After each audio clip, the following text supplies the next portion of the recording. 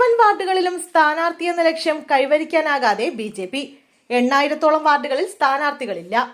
തദ്ദേശ തെരഞ്ഞെടുപ്പിൽ മുഴുവൻ വാർഡുകളിലും സ്ഥാനാർത്ഥികളെ നിർത്തുക എന്ന ലക്ഷ്യത്തിലെത്താനാകാതെ ബി.ജെ.പി. 4 ജില്ലകളിലെ 8,000-ഓളം വാർഡുകളിൽ സ്ഥാനാർത്ഥികളില്ല. കണ്ണൂർ, കോഴിക്കോട്, മലപ്പുറം, എറണാകുളം ജില്ലകളിലാണ് തിരിച്ചടിയായിരിക്കുന്നത്.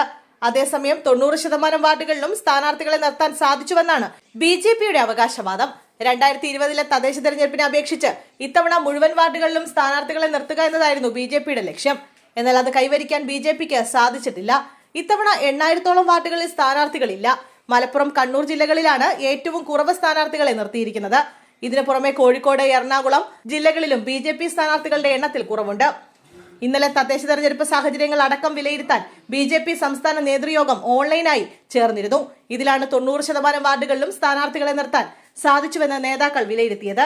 എന്നാൽ നോമിനേഷൻ പ്രക്രിയ പൂർത്തിയായതോടെ ചിത്രം തെളിയുകയായിരുന്നു.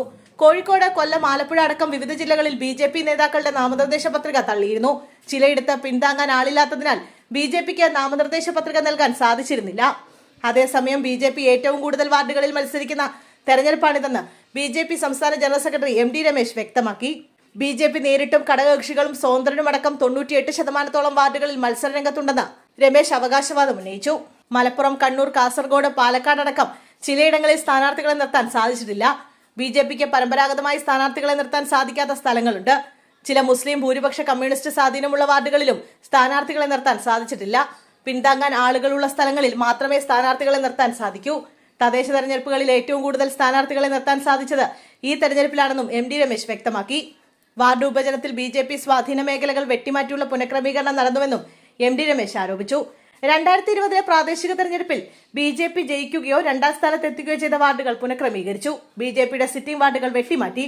പല സ്ഥലത്തും പരാതി കൊടുത്തിരുന്നു. ചിലയിടങ്ങളിൽ കോടതിയെ സമീപിച്ചു. ബി.ജെ.പിയെ തോൽപ്പിക്കുക എന്നതാണ് യു.ഡി.എഫിന്റെയും എൽ.ഡി.എഫിന്റെയും ലക്ഷ്യം. അതിനെ മറികടക്കാനുള്ള രാഷ്ട്രീയ സാഹചര്യം നിലവിൽ കേരളത്തിലുണ്ടെന്നും എം.ടി. രമേശ് കൂട്ടിച്ചേർത്തു.